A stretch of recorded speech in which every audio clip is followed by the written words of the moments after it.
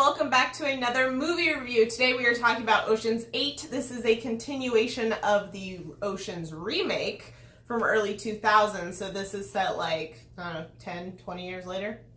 And it is Sandra Bullock plays Danny Ocean's sister who gets out of prison and has a whole heist planned, but she needs a crew to do it. And along the way, we learn a lot about the different characters and their backstories.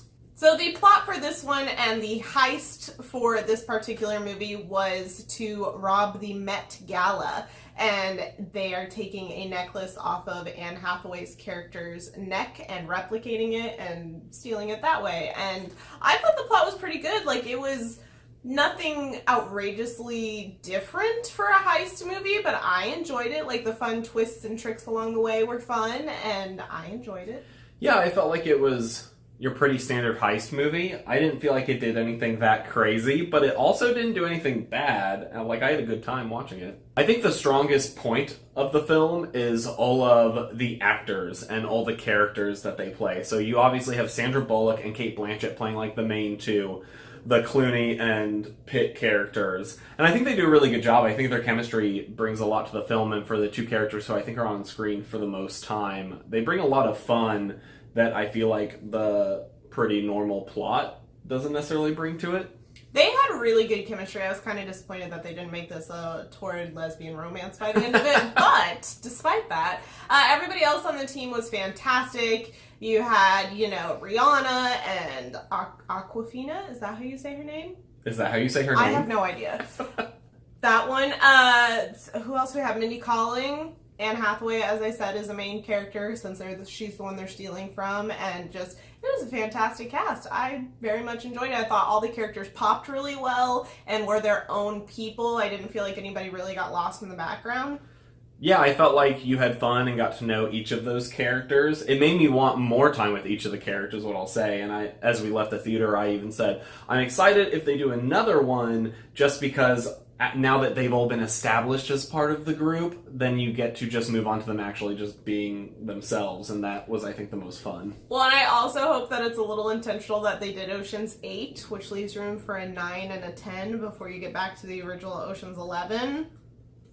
So they can have a nice little trilogy there. We'll see if that was their intent. And then they go back and do Oceans, 5, 6, and 7? It's very Star Wars with their numbering.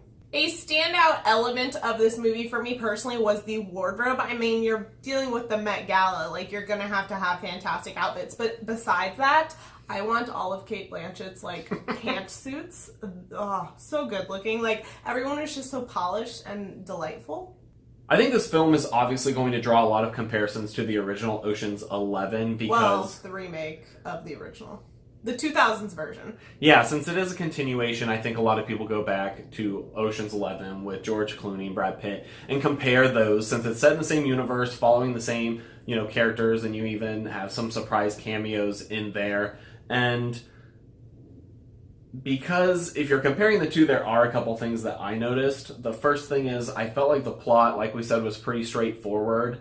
And in your typical heist movie, I feel like it's a trope to have, lots of twists and turns, and I felt like there weren't a ton of those in this film. They were still present, but I would agree they weren't as crazy as some of the previous Ocean's movies, which we just rewatched Ocean's 11 and 12, and 12 just has so many twists there's like 6 turns. Twists. Yeah.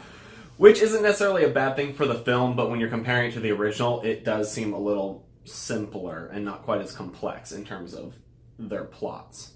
The cinematography in this was also quite different from the originals. Now, the director of the originals was a producer on this one, so didn't quite have the same role. I personally didn't have a problem with the cinematography change, but I know that you mentioned that it was something you pinged on. Yeah, just because since we've actually been rewatching the Oceans series, and we watched Oceans 11 and Oceans 12, and there's so many weird shots that they do in that, and a lot of visual storytelling. Tons of his shots just show things and the way they zoom on certain things in certain moments and frame, and it felt very meticulous. Whereas I think this film feels a little bit more of your standard Hollywood movie. Everything looks crisp, looks clean, looks great, but it doesn't have, I would say, the pizzazz that I think the original director has in his sometimes weird way of filming things. Overall, I think both of us really enjoyed this film. I don't think it was super crazy out there with its originality, but I still enjoyed it. It was a good time at the movies. I would recommend seeing it if you enjoy these kind of heist movies, and I will definitely go see another one if they make a sequel. As always, though, we are very interested to hear what you guys thought about the film. Let us know down in the comment section below if you enjoyed this movie, or if you hated it, or however you feel. And leave us a like on this video if you enjoyed this review. It really helps us out. And click subscribe. We have a ton of different reviews, videos, all sorts of stuff on the channel for you to check out. If you want to see some of those right now, you can click right over there, and we'll see you guys on our next video.